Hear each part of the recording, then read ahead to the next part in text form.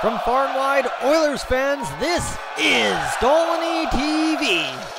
And welcome back to another edition of Dolynny TV Edmonton Oilers breakdowns after we choke it. We absolutely go out there. First game of the rest of the year after the All-Star break. And oh man, look at this. It was going so good, so great. Things were awesome. And then that third period happens and Kris Russell, what the hell are you doing in overtime? Chokes us the game. Typical Oilers? What do you say, right? Typical Oilers. I think that's exactly all we have to say after that one. Just an absolute brutal way to go. Penalties galore. Just mind-numbing kind of stuff out of the Oilers again tonight. Or this afternoon, this morning, whatever the heck it was, to lose us this game. We look forward to Montreal tomorrow, but guys, let's go break things down because it was absolutely a mess for us out there this game. You know what, a good kind of battle back, fight back from what it has been, but comparative to what we needed, right? We needed that first period, that whole game. We got the shots, sure, fine, fair enough. We got the shots, but just to see that absolute fall apart for the Oilers was quite brutal. So let's go recap. First thing I want to hone in on is the penalties for some of our players this game. We had 4 minutes to Lucic, 2 to Brodziak, 2 to Kazian, and 2 to Ryan Nugent-Hopkins, while Kris Russell also took 2 minutes in penalties. Well, let me tell you, everything for the Philadelphia Flyers was coming up Flyers on the power play for them. And we couldn't get anything done offensively on the power play. So you want to talk about a way to make sure that that didn't happen? Well, right there, the power play was the difference in that one. 0 for 3, the Flyers, all 4 regulation goals being on the power play. 4 for 5 tonight. Just, again, old Oilers adages, right? The crappy penalty kill, the terrible effort offensively late in games, and then you've got stuff just piling up, right? We went into that third period averaging just shy of 18 shots per period in the first and second, and then we get what? Total of overtime and the third period, we get a whole whopping 9 shots. You have got to be friggin' kidding me. That's brutal.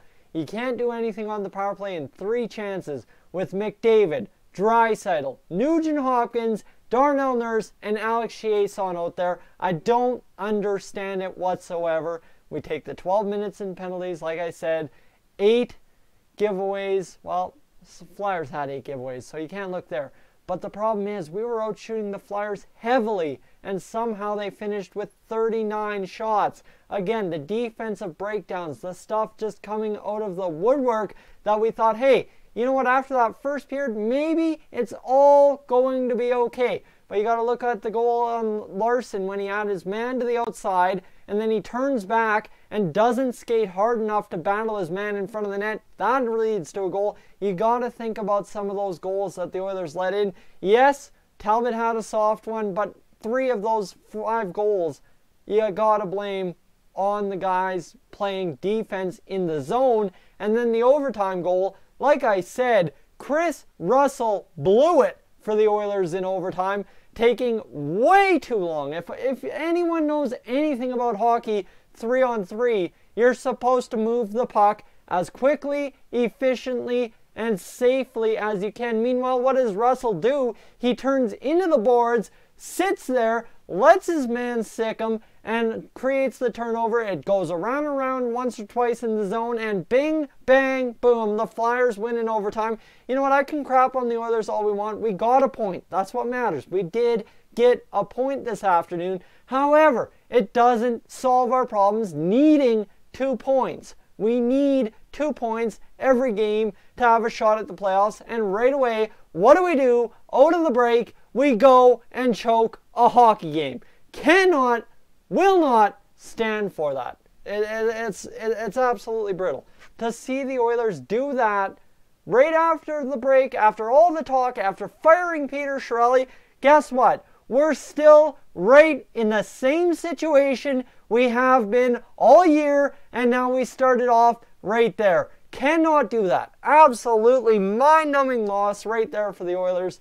So, like I said, for Cam Talbot, let's go talk about Cam Talbot a little bit here.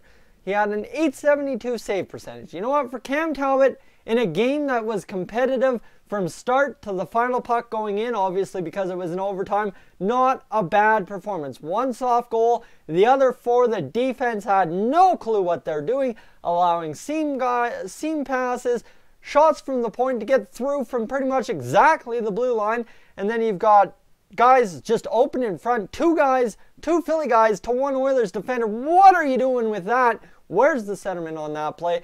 And for Cam Talbot, this is the problem though. He was 24 for 25 even strength. Meanwhile on the power play, 10 for 14. Brutal. Absolutely brutal, because the power play the penalty kill. See, I don't even, power play did let the Oilers down, but the penalty kill let them down even more. So, not a good night. Let's go review who got us some points. Obviously, Ty Ratty gets his goal, snaps out 20-plus goal list streak. Milan Lucic, guys, you know what? Maybe we're seeing a changed Lucic. He's got, what, 6 points in his past 7 or 8 games? Maybe we're starting to see something different out of him. A little bit of confidence goes a long way. Zach Kassian, a goal and an assist.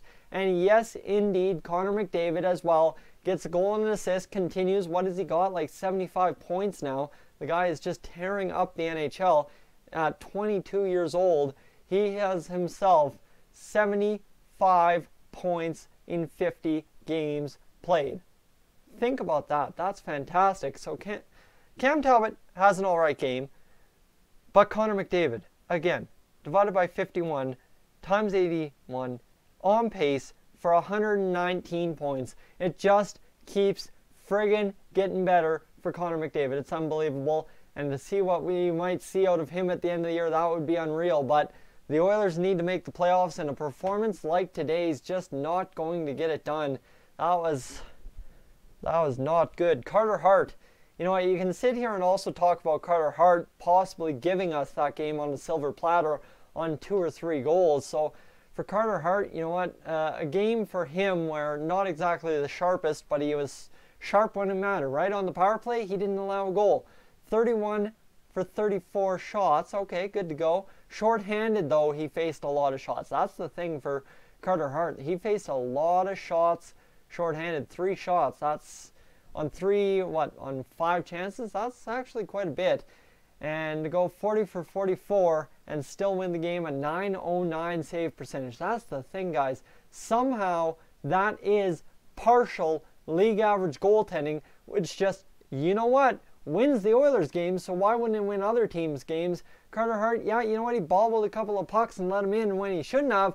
However, his team able to bail him out, and our team, the Edmonton Oilers, not able to bail out poor old Cam Talbot. An actual effort where he might have deserved a win doesn't get him a win. It's typical Oilers fashion, and it's just so mind-numbing to see that we sit here and after the break we come right back and do the same thing we've been saying we needed to avoid doing all break. Just to think about that just hurts, guys. Like, come on.